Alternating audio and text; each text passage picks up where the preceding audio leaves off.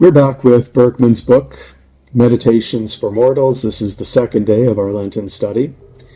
And he's going to talk to us about how things are worse than we think. And I need to warn you, if you're giving up swearing for Lent, that I'm about to ruin it for you, although I did not give up swearing for Lent. Because he's going to quote the comedian Mitch Hedberg when he tries to describe what it's like to be finite. If you find yourself lost in the woods, fuck it. Build a house. Well, I was lost, but now I live here. I have severely improved my predicament. Consider, just to begin with, the familiar modern predicament of feeling overwhelmed by an extremely long to-do list. You think the problem is that you have far too many things to do and insufficient time in which to do them. So your only hope is to manage your time with amazing efficiency, summon extraordinary reserves of energy, block out all the distractions, and somehow power through to the end. In fact, your situation is worse than you think, because the truth is that the incoming supply of things that feel as though they genuinely need doing isn't merely large, but to all intents and purposes, infinite. So getting through all of them isn't just very difficult, it's impossible. So, this is where things get interesting, because an important psychological shift could occur whenever you realize that a struggle you've been approaching as if it were very difficult is actually completely impossible. Something inside unclenches.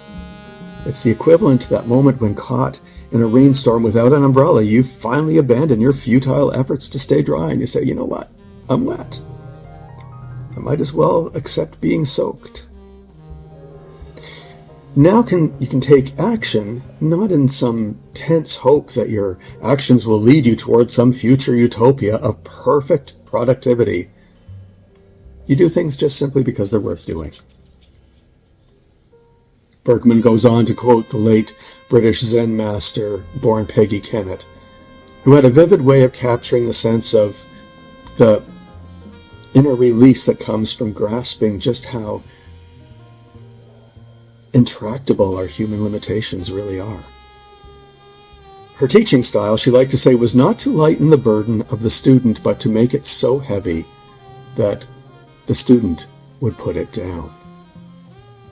To lighten your own burden before you went on to the next thing, but more to see how irredeemably impossible it was for you to carry everything that you've been carrying. So, here you are. Here we all are. Now, what might be some good things to do with your time when you've decided you're not going to carry everything? Hi, I'm Cameron Watts, the minister of Fairlawn Avenue United Church. Thank you for joining with us for these studies. If you liked this, please like it. If you haven't subscribed to our YouTube channel, then please subscribe. If you want, you can visit our webpage at www.fairlawnchurch.ca. Whatever else you do, be good to you.